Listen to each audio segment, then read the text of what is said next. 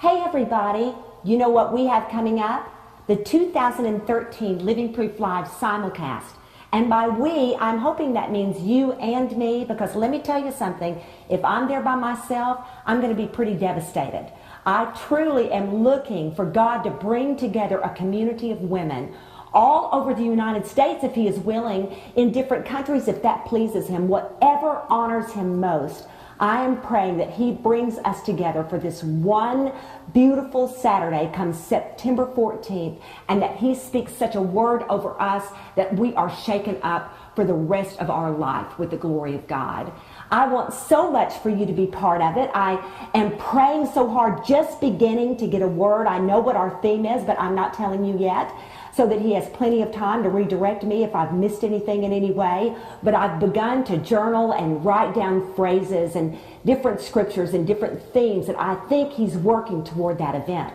I'm going to tell you something. I think it's special to Him regarding the things that we do through Living Proof Live. I really do believe this one is unique in what He desires to do through our calendar year, because it's the time that most of us come together from all over the world, if God raises us up to do that, certainly from many different cities in the United States, and even individuals sitting on the other side of their screen.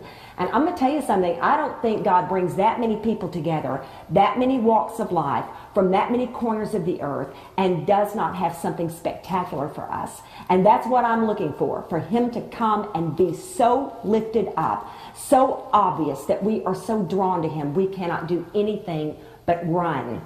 I want you to hear some words out of Isaiah 52, because I asked God today what word He would speak to me for you in this invitation, because I just wondered, would He just speak something to us right now, something that would be a treasure to us as we look forward to September 14th of 2013. And this is what He placed in my hands out of Isaiah 52. I love the second verse. It says this: "Shake yourself from the dust and arise. Be seated, O Jerusalem. Loose the bonds from your neck, O captive daughter of Zion." Wouldn't that be a beautiful thing for us to come and shake ourselves from the dust? And because I already have an idea of where the theme is going, that's going to mean something to us that particular day. Loose the bonds from our neck, O captive daughter of Zion. Lord, we want that in every way. This was the key verse I felt like He gave me for this invitation. It's out of Isaiah 52. Verse 6, it says this: "Therefore my people shall know my name.